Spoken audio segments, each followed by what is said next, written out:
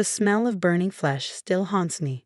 I remember the searing pain, the sound of my skin sizzling, and Vanessa's cold eyes watching as she pressed the scorching curling iron against my cheek. "Now you won't be the pretty one anymore," she'd whispered. "I'm Sophia, 24, and until last week, I was the blessed child with my mother's classic beauty. My sister Vanessa, 28, had spent years living in what she perceived as my shadow. But shadows, I learned, can hide dangerous things. It was an accident.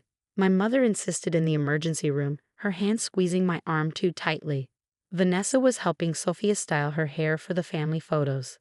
The curling iron slipped. I sat silent, the right side of my face covered in gauze, listening to my mother spin her web of lies. The ER nurse gave me doubtful looks as she documented my injury, noting how the burn pattern didn't match an accidental slip. "Vanessa feels terrible," my father added, pacing the small examination room. "She's absolutely devastated. You know how close you girls are." Close, I almost laughed. We hadn't been close since I turned 16 and started modeling part-time for local boutiques. The same boutiques that had rejected Vanessa's portfolios months earlier. That's when the accidents began. My shampoo mysteriously replaced with hair-stripping chemicals. My face cream tainted with something that caused rashes, and now this. The patient shows signs of a deliberate contact burn. The ER doctor noted, speaking directly to me despite my parents' attempts to intercept the conversation. "I'm referring you to Dr. Lin, our best plastic surgeon. She'll want to document this thoroughly." "That won't be necessary," my mother jumped in. "Our family doctor can handle the follow-up care." The ER doctor's eyes narrowed. "This requires specialized treatment to minimize scarring. Dr. Lind is your best option." He handed me, not my parents, the referral card. "She's expecting you tomorrow morning." That night, back at my apartment, my phone buzzed constantly with family messages.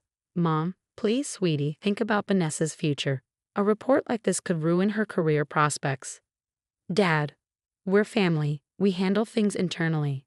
"Vanessa, I'm so sorry, Soph. You know I'd never hurt you intentionally. Please don't make this bigger than it is." I touched the bandage gently, wincing at the pain. In the bathroom mirror, I could see edges of the burn extending beyond the gauze, a perfect straight line that no accident could create. The next morning, I arrived at Dr. Lin's office alone, having turned off my phone to avoid more family pressure. The waiting room was serene, with soft music and gentle lighting that somehow made me feel safer than I felt in years. Sophia, a petite woman in her 40s, appeared, wearing a white coat with Dr. Emily Lin Plastic and Reconstructive Surgery embroidered on it. "Come with me." Her office was warm and professional, with walls lined with before and after photos of her work. But what caught my eye was a small poster about burn trauma and domestic violence. "Let's take a look," she said gently, putting on gloves. As she removed the bandage, her experienced fingers traced the edge of the burn without touching it. "Can you tell me exactly how this happened?" I opened my mouth to repeat the rehearsed story about the accident, but something in her kind, knowing eyes made me pause. "Take your time," she said, photographing the injury from different angles. "But know that burn patterns tell their own story. This," she pointed to the screen showing the close-up images, "is a deliberate contact burn. The pressure was sustained and consistent. No slip or accident creates this pattern." My hand started trembling in my lap. "Your ER report mentions a sister," Dr. Lin continued, her voice careful but firm. "And parents who were very involved in explaining the injury. They want to handle it privately," I whispered. "And what do you want, Sophia?" That question, so simple yet so foreign, broke something inside me. No one had asked what I wanted. Not when Vanessa's accident started, not when my parents covered for her, not even last night as they bombarded me with messages protecting her interests. My voice cracked, I wanted to stop. Dr. Lin sat down, placing her iPad on the desk. "What I'm seeing here is a deliberate injury that requires documentation. As a mandated reporter, I have obligations.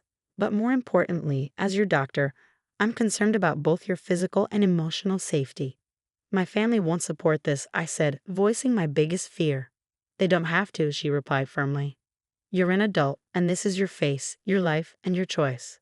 I can help you heal this burn and minimize scarring, but only you can decide if you're ready to address why it happened." She pulled out a card with another name on it, a trauma counselor specializing in family violence. The choice is yours, Sophia. But know that whatever you decide, my medical documentation will reflect the truth of what happened to you. For the first time since the curling iron touched my skin, I felt a flicker of something beyond pain and fear. It felt like hope. Dr. Lin started preparing her examination tools, and I realized we were at a crossroads. Behind me lay years of family secrets and excuses. Ahead lay an uncertain path, but one where at least the truth wouldn't be burned away. Dr. Lin, I said, my voice stronger now, I'd like to tell you what really happened. Dr. Lin's office became my sanctuary as I detailed every accident Vanessa had orchestrated over the years. The chemical burns from tainted beauty products, the mysterious cuts on my modeling portfolios, the misplaced medications that left me sick before important castings. These photos will be part of your medical record, Dr. Lin said, documenting every angle of the burn. The pattern shows at least 15 seconds of sustained contact. This was no accident. My phone, which I turned back on briefly, exploded with notifications. Vanessa had posted on social media, devastated about my sister's accident. Family is everything, praying for quick healing. The comments were flooding in, people praising her for being such a caring sister. Your sister is creating her narrative, Dr. Lin observed, noting my expression. Common tactic, controlling the story before the truth comes out. A text from my mother made my hand shake. Vanessa's having a breakdown over this. She's threatening self-harm. You need to come home now. They're using guilt, I whispered, showing Dr. Lin the message. They always do this. It's manipulation, she stated firmly, reaching for her office phone. And if your sister is truly threatening self-harm, the proper response isn't to cover up what she did. It's to get her professional help. She dialed a number. Detective Rivera, the case we discussed this morning. The patient's ready to talk. Within an hour, Detective Sarah Rivera sat in Dr. Lin's office, her kind but professional demeanor helping me feel secure as I filed my report. The burn was just the latest in a pattern, I explained. Years of escalating incidents, all dismissed by my parents as sibling rivalry or accidents. Your sister's social media post actually helps us, Detective Rivera noted, scrolling through her phone. She's acknowledging the incident occurred, though her version differs from the medical evidence. As if on cue, my father called. Detective Rivera nodded, indicating I should answer on speaker. Sophia, this has gone too far, he started, his voice tight with controlled anger. Your mother's had to sedate Vanessa. She's hysterical, saying you're trying to ruin her life. Whatever issues you girls have, we resolve them as a family. Detective Rivera caught my eye, mouthing keep him talking. Like we resolved the chemical burns last year? I asked, surprising myself with my steady voice. Or the sabotage medication that sent me to the hospital. Those were different, he stumbled. Vanessa was going through a difficult time then. She's been better, seeing that therapist we found. What therapist? This was news to me. A pause. Well, she was supposed to start seeing one. Your mother made some calls. But she never actually went, did she? Another pause. Sophia, please. If you pursue this, it will destroy our family, Vanessa's career in education. No school will hire her with an assault charge.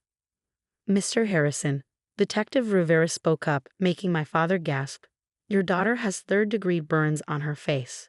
Are you suggesting she should prioritize her attacker's career over her own safety? Who is this, Sophia? Are you recording this? I'm hanging up.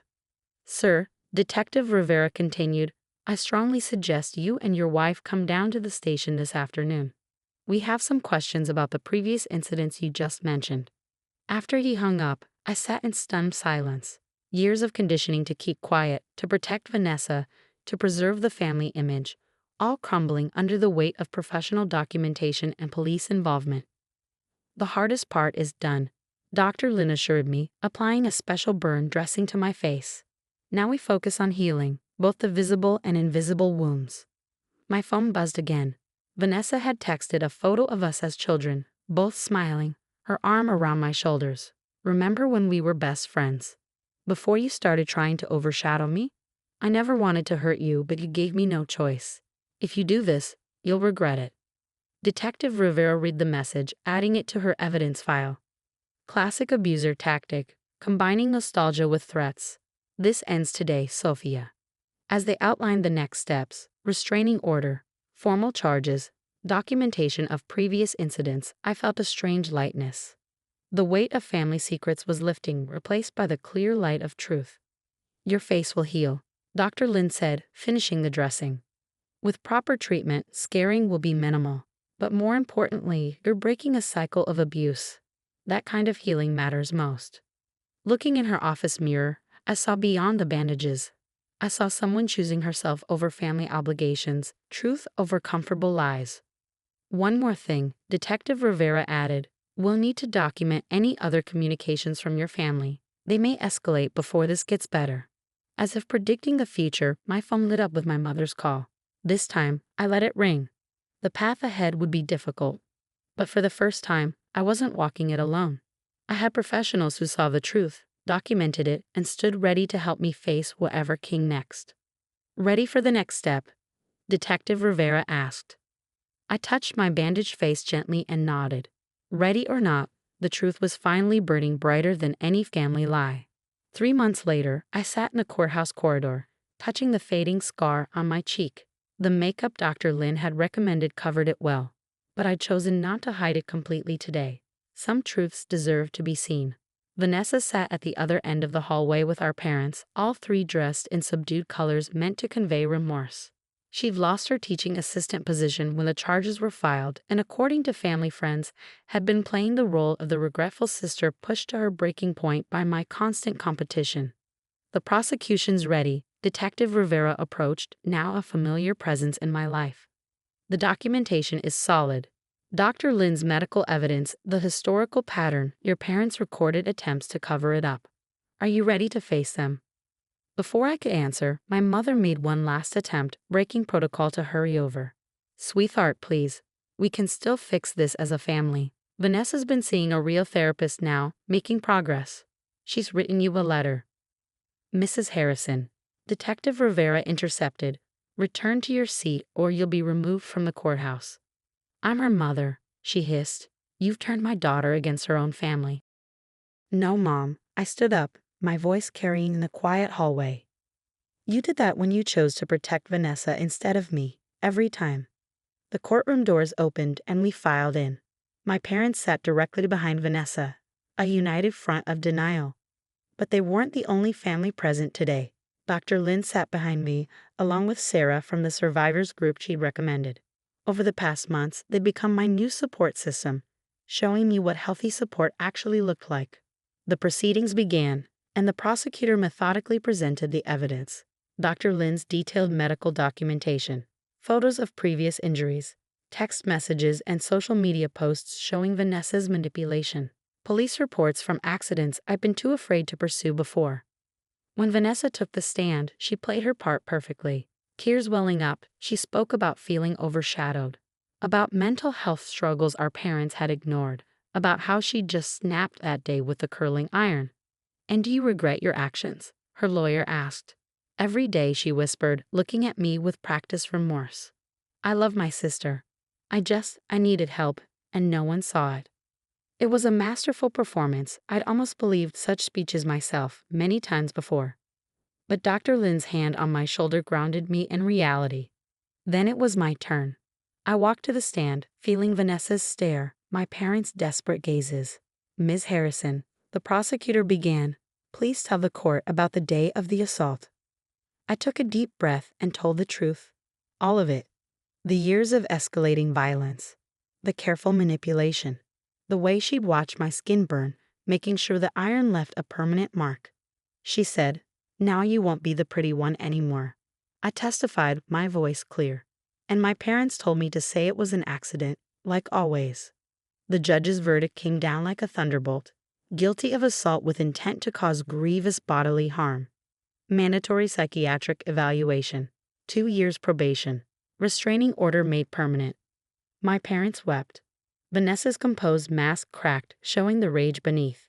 But I felt only relief. Outside the courthouse, my mother made one final plea. You've destroyed our family, she accused. No, Dr. Lin stepped in, her presence protective. You destroyed it by enabling abuse. Sophia's just refusing to pretend anymore.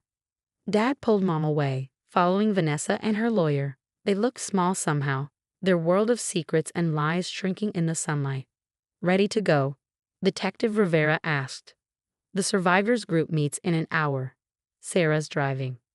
I touched my scar again, feeling its smoothness under my fingers.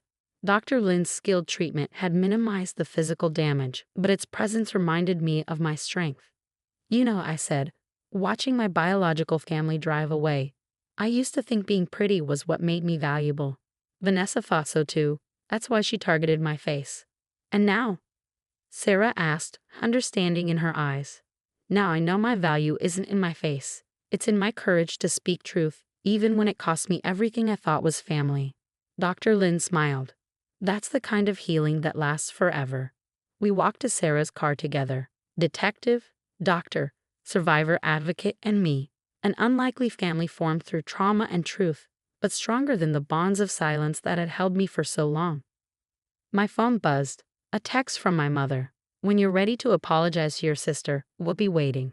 I deleted it without responding. Some bridges need to burn so you can build better ones. Let's go, I said to my new support system. I've got a different family waiting for me now. As we drove away from the courthouse, I caught my reflection in the car window. A scar was visible, a silver line of truth on my cheek, but my eyes were clear and bright, no longer shadowed by secrets. I was no longer the pretty one or the family scapegoat. I was simply myself, scarred, strong, and finally, irrevocably free.